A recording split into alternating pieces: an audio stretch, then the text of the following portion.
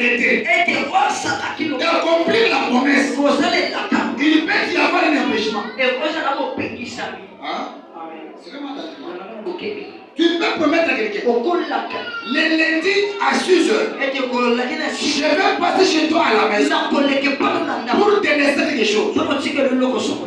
Avant de faire la promesse, tu es sûr que je vais avoir quelque chose que je vais donner.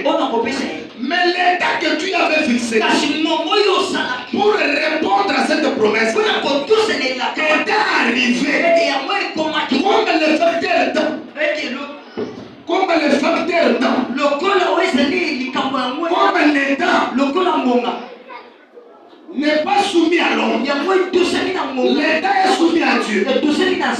Ce moment-là peut venir et une grande pluie peut commencer à tomber. Et cela peut être un empêchement pour que tu arrives à 6 heures. Comme cela a été dit, pour accomplir la promesse. Amen. Amen. Amen. Est-ce que je me suis fait attentivement? Il y a aussi une autre catégorie de personnes. Le créateur. Le créateur, c'est Dieu. Lorsqu'il promet quelque chose, il n'est pas soumis au temps. Parce que le temps, c'est lui qui l'a créé. Le temps se soumet à Dieu. Mais l'homme se soumet au temps. Voilà la différence.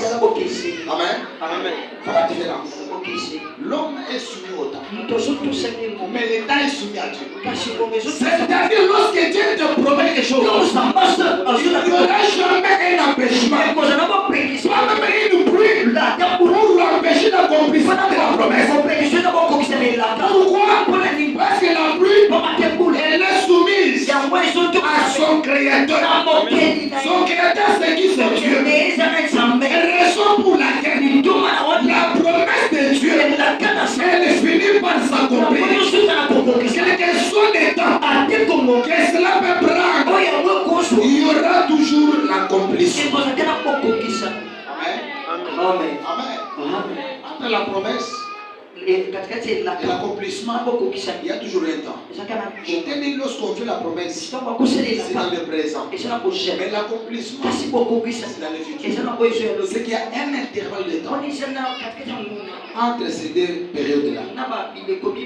Amen. Amen. Amen. Dieu accomplit toujours sa promesse. Mais lorsque Dieu promet,